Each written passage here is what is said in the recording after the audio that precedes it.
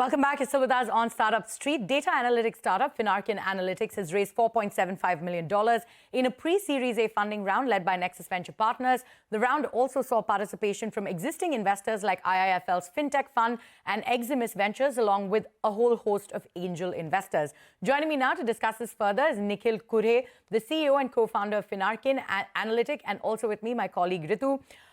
Thank you so much for joining us on the show today. You know, the first question I want to ask you is, you're a data analytics firm and you help create a data-driven workflows, right? So if you could take us through what it is you have on offer and the gap that you're trying to solve for at this point. Sure. No, thank you so much for having me on the show.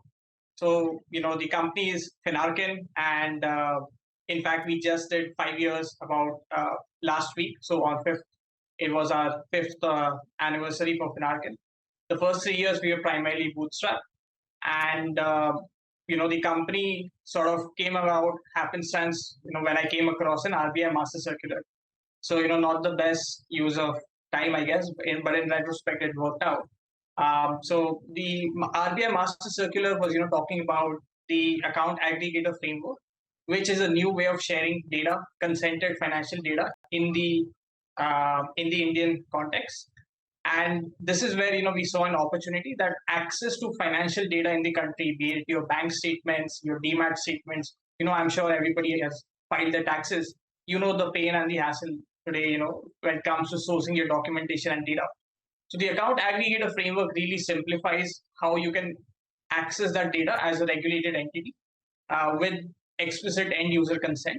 And that's where Finarkein as a company, me and my co-founders, we saw an opportunity that in a world where access to financial data is essentially, very seamless, what's next? Indian financial services organizations, be it banks, NBFCs, credit card companies, all of them, want to be more data driven. And that's where Finarkein plays a role. So any business which is, extremely serious and sees the account aggregator framework as a strategic advantage tends to work with Finarkein, where we help them publish and consume data on these digital public infrastructure rails like the account aggregator framework. And we are helping them sort of, make sense of it.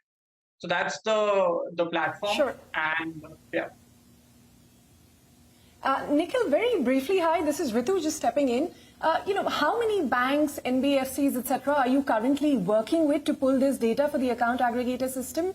If you could give us a sense of what the business model is also like, are you earning a fee, or how do you make money? Sure. So it's a very interesting business model because it's a very open peer-to-peer multi-party network. There is no centralized entity or a central switch per se in the ecosystem today. Instead, what happens is every bank implements a set of open standards for every information provider, which could be an insurance company, it can be a bank, or it can be a CDSL or an NSDL, right? And close to over 160 information providers are live on the account aggregator network today.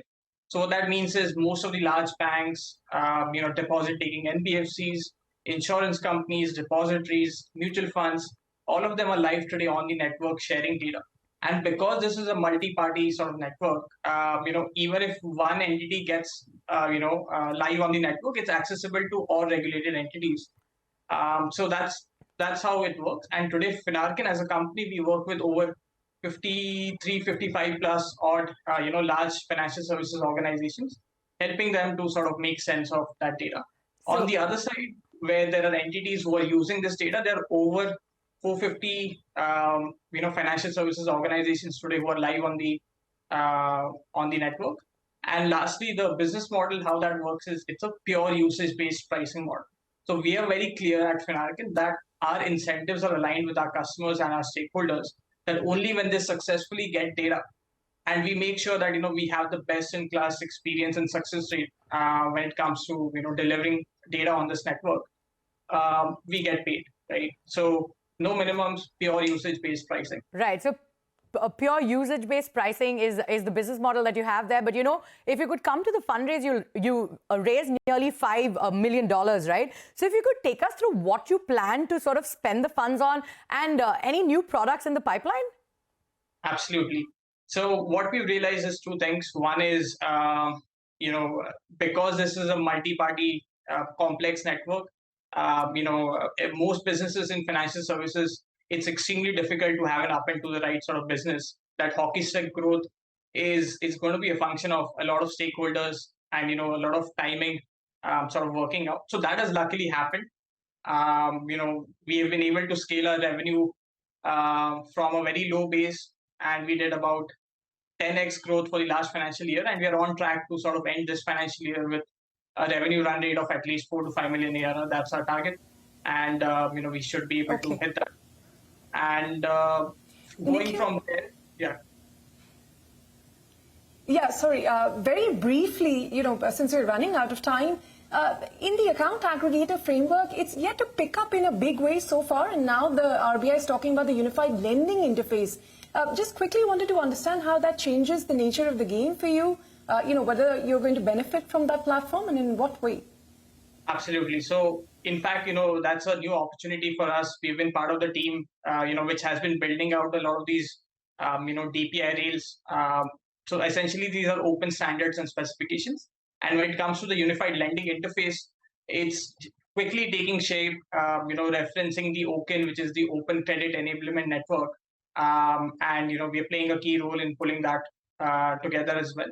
So when it comes to ULI, account aggregator is definitely a critical building block, and it's all the more, going to drive, usage for this network. And you're right, it's a very nascent ecosystem, but it's really ramping up well.